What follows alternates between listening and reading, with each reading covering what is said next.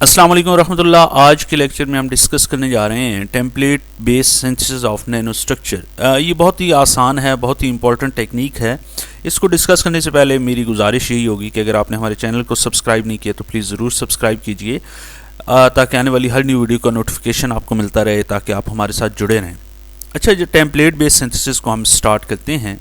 देखिए, जो template based synthesis है ये बहुत आसान टेक्निक है और ये कोई न्यू नहीं है, बस नाम इसका नया आ गया है। जैसे आप भट्ठे ईंटों के भट्ठे में चले जाएं ना, तो वहाँ पे वो ईंटें बना रहे होते हैं। तो ईंटें बनाने के लिए उन्होंने ना एक फ्रेम सा रखा होता है। अब उस फ्रेम में वो करते क्या है कि इस तरह का एक फ्रेम होता है, इसमें वो मिट्टी डालते हैं, उसे प्रेस करते हैं, प्रेस करके इस फ्रेम को उल्टा करते हैं। तो यहाँ पे साइड पे उल्टा करके इस फ्रेम को रिलीज़ कर लेते हैं ऊपर से, और यहाँ पर आपको ईंट बनी हुई नज़र आती है। बुनियादी तौर पे ये वाला जो स्ट्रक्चर, ये वाली जो ईंट बनना है, ये नैनो स्ट्रक्चर है। और जिस इस फ्रेम के अंदर आपने इसे मटेरियल को डाल के, मिट्टी को डाल के आपने ईंट बनाई है, ये फ्रेम जो है इसे हम कहते हैं ये टेम्पलेट है। तो यहाँ से आपको आई होप इतनी अंडरस्टैंडिंग होगी कि टेम्पलेट बेस्ड सिंथेसिस होता क्या है। देखें, टेम्पलेट बेस्ड सिंथेसिस का इंट्रोडक्शन ये है कि आपके पास एक प्री एग्जिस्टिंग मोल्ड होता है, एक टेम्पलेट होता है, एक फ्रेम होता है। उस फ्रेम के अंदर आप अपना डिज़ायर्ड नैनो मटीरियल तो ज़ाहिर है वो ये वाला जो फ्रेम होता है, इसकी डायमेंशन नैनोमीटर में होती हैं, लेस देन 100 नैनोमीटर में होती है कोई एक डायमेंशन। तो ज़ाहिर है वो इसके अंदर हम मटीरियल इसके अंदर डिपॉजिट करते हैं, और फिर हम इस फ्रेम को, इस टेम्पलेट को रिलीज़ करा लेते हैं, और बाकी जो हमारा फंक्शनल मटीरियल होता है वो डिफरेंट शेप में ग्रो कर जाता है। वो जो डिफरेंट शेप्स हैं वो डिपेंड कर रही होती हैं कि इस फ्रेम की किस तरह की शेप है। तो आप ये भी समझें कि देखिए, ये ईंट जो बनती है ये ऐसी बनती है कि ये एग्जैक्टली इसकी साइज़ वही होता है जो इस फ्रेम का होता है। दूसरे ये कि इसकी शेप वही होती है जो इसके इंटरनली हमने डिज़ाइन किया होता है कि किस डिज़ाइन की। इवन ईंट के बॉटम या टॉप के ऊपर हमने जिस तरह की कोई फूल बनाना है, कोई और हमने फीचर शो करनी है, तो वो उसी तरह की हम बना सकते हैं, और वो होती भी है।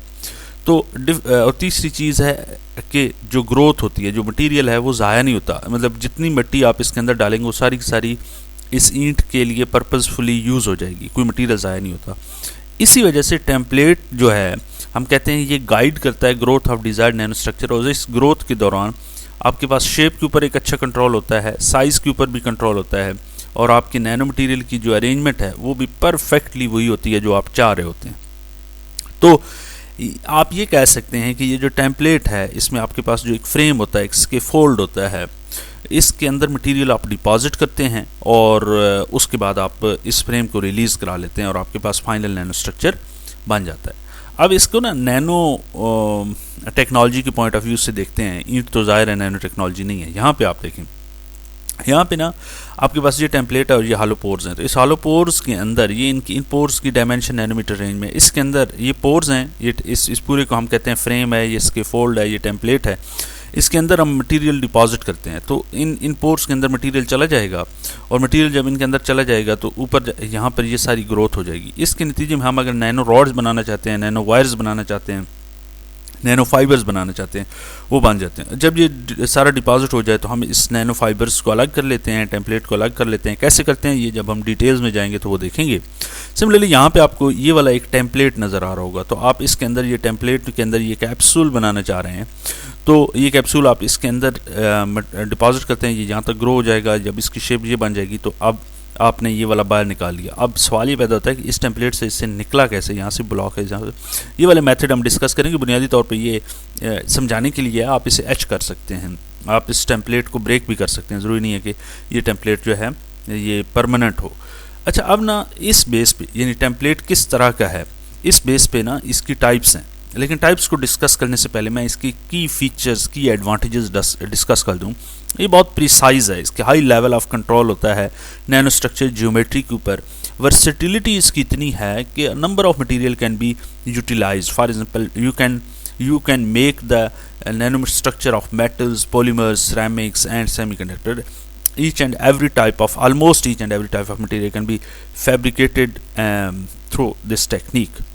स्केलेबिलिटी ये है कि ये इसकी मैस प्रोडक्शन ईजिली हो जाती है। ज़ाहिर है आपको सिर्फ टेम्पलेट डिज़ाइन करना, टेम्पलेट बनाना मुश्किल टास्क है, वो अगर बन गया तो फिर आप इसे इंडस्ट्रियल एप्लीकेशन के लिए यानी मैस प्रोडक्शन के लिए यूज़ कर सकते हैं। मोल्डेबिलिटी क्या है कि आप इसमें किस तरह के डिफरेंट टेम्पलेट कैसे यूज़ करते हैं, कौन कौन से मटेरियल।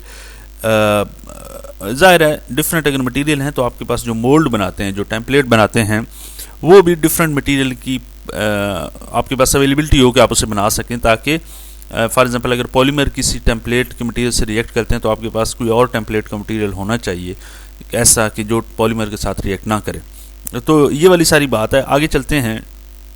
टेम्पलेट दो तरह के मेजर टाइप्स ऑफ टेम्पलेट पे जब हम बात करते हैं तो एक हमारे पास हार्ड टेम्पलेट्स होते हैं और एक सॉफ्ट टेम्पलेट होते हैं। जो हार्ड टेम्पलेट्स होते हैं इससे कहते हैं टेम्पलेट असिस्टेड सिंथेसिस। इसमें एक रिजिड टेम्पलेट होता है। रिजिड टेम्पलेट मीन कि जो मटेरियल होता है टेम्पलेट का that is basically hard. For instance anodise aluminium oxide है, इसमें या सिलिका है या पॉलीस्टाइरीन है। ये टेम्पलेट जो है इसकी वेल डिफाइंड पोर्स होते हैं, वेल डिफाइंड ज्योमेट्री होती है और इसके आप ऊपर नैनो मटेरियल डिपॉजिट कर लेते हैं। जब डिपोजिशन कंप्लीट हो जाती है तो आप टेम्पलेट को रिमूव कर लेते हैं। ठीक है, इसके नतीजे में ये जो हार्ड टेम्पलेट होता है नैनो वायर्स बनाते हैं, nano tubes, nano rods and other structures material. इसकी एग्जांपल में ये एनोडाइज एल्यूमिनियम ऑक्साइड है या मीजोपोरस सिलिका है। मीजोपोरस सिलिका इसमें स्मॉल पोर्स होते हैं। मीजोपोरस है तो जाहिर है स्मॉल ही पोर्स होंगे, आपको पता है। मतलब ये नैनो साइज पार्टिकल बनाने के लिए यूटिलाइज होता है ये वाला टेम्पलेट। और ये वाला जो टेम्पलेट है आप नैनो वायर्स या नैनो रॉड्स बनाने के लिए यूज़ होता है। इससे पहले मैंने वो जो आपको टेम्पलेट दिखाया पहले वो एनोडाइज एल्यूमिनियम ऑक्साइड का है। अच्छा, ये हार्ड टेम्पलेट यानी मटेरियल की नेचर के ऊपर हम बात कर रहे होते हैं। यहाँ पे ना मैं आपको सिर्फ ये बताना चाह रहा था कि ये आपके ऊपर है कि कौन सी चीज़ टेम्पलेट बिहेव करती है और कौन सी चीज़ फंक्शनल मटेरियल या गैस मटेरियल बिहेव करता है। यहाँ पे आपके पास ये अगर रूट 1 है तो ये आपके पास लेट्स सपोज टेम्पलेट है। ये वाली जो सिलेंड्रिकल शेप है ये आप बनाना चाह रहे हैं तो आपके पास जो सेलुलोज नैनो मटेरियल है ये बाहर वाला, ये आपके पास टेम्पलेट हो जाएगा। और अगर आपने गेस्ट मटेरियल CNM, ये जो आपको येलोइश कलर नज़र आ रहा है ये CNM, ये गैस मटेरियल है और सेलुलोज नैनो मटेरियल आपका गेस्ट होगा। गेस्ट मटेरियल तो ज़ाहिर CNMs होगी, तो ये दूसरा आपका टेम्पलेट होगा। इसके अंदर जब आप ये डिपॉजिट करते हैं तो ये ग्रीन कलर का आपके पास गैस मटेरियल आ गया। अब आपने टेम्पलेट को अगर रखना है तो आपने इस टेम्पलेट को रिमूव कर लेना है। अगर आपने इस ज्योमेट्री को, ज़ाहिर आप इसको ऑब्टेन करना चाह रहे हैं अगर, तो आपने इस बाहर वाले टेम्पलेट को सेक्रीफाइस कर देना है। और अगर आपने इसके अपोजिट वाइस वर्सा चलते हैं तो इसके ऊपर ये डिपॉजिट करें रूट 2 में। और आप ये रूट 2 में अगर आप इसको रखना चाहते हैं या इसको रखना चाहते हैं, जिस एक को, मतलब कहने का मकसद ये है कि बात कंफ्यूज मैं कर रहा हूँ आपके लिए। आप ये रखें कि कहने का मकसद ये है कि जब आप कोई कौन सी चीज़ एच करते हैं, अगर आप इस बाहर वाली को एच करते हैं तो अंदर वाली ज्योमेट्री ऑब्टेन होगी। यहाँ पे अगर आप अंदर वाली को एच करेंगे तो आपको ये बाहर वाली ज्योमेट्री ऑब्टेन होगी। ये डिपेंड करता है, रूट्स हैं डिफरेंट। ये फिलहाल आप यूँ समझिए MSc स्लाइड थी। आगे चलते हैं। जो दूसरी टाइप है इसकी टेम्पलेट वो सॉफ्ट है, सॉफ्ट टेम्पलेट सिंथेसिस। इसमें ये होता है कि सरफेक्टेंट यूज़ होते हैं, ब्लॉक पॉलीमर्स, को पॉलीमर्स होते हैं, लिक्विड क्रिस्टल्स होती हैं, ये फ्लेक्सिबल होती हैं और ये meso structure at the nano scale बना सकते हैं। और इसमें क्या होता है, the template can be dissolve और remove without harsh chemical treatment. ये चूँकि सॉफ्ट होता है तो आपको हार्श केमिकल ट्रीटमेंट की ज़रूरत नहीं होती, जबकि हार्ड मटीरियल में ज़ाहिर है वो हार्ड होते हैं तो वहाँ पर आपको एचिंग की ज़रूरत होती है और हार्श केमिकल ट्रीटमेंट की ज़रूरत होती है। ये सॉफ्ट मटीरियल तो बहुत ईजिली आप कर सकते हैं। इसके एग्जांपल में ये लिखता है कि for example these are used to self assemble into various nano structure. Nano rods, nano pores बनाने के लिए सरफेक्टेंट टेम्पलेट्स होते हैं।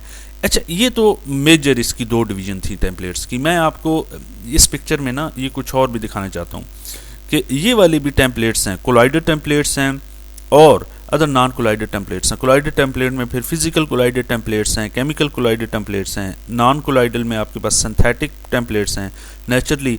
और सिमिलरली सिंथेटिक स्ट्रेटजीज में आपके पास फिजिकल टेम्पलेटिंग है, chemical templating, surface coating, channel replication, ये सारी की सारी आइसोमराइजेशन, एडिशनल और सब्सटीट्यूशनल केमिकल टेम्पलेटिंग, ये सारी हम डिस्कस करेंगे इस सीरीज़ ऑफ लेक्चर में। इसके लिए आपको तकलीफ़ ये करनी होगी कि आप हमारे सारे लेक्चर, आने वाले लेक्चर सुनेंगे तो आपको आई होप को समझ आएगी। आगे अगर हम चलें तो इसके कुछ चैलेंजेस हैं। टेम्पलेट रिमूव करना बहुत बड़ा चैलेंज है। मटेरियल कंपैटिबिलिटी आपको देखनी होती है टेम्पलेट बनाने के लिए और इसको रिमूव करने के लिए। ये इस हवाले से एक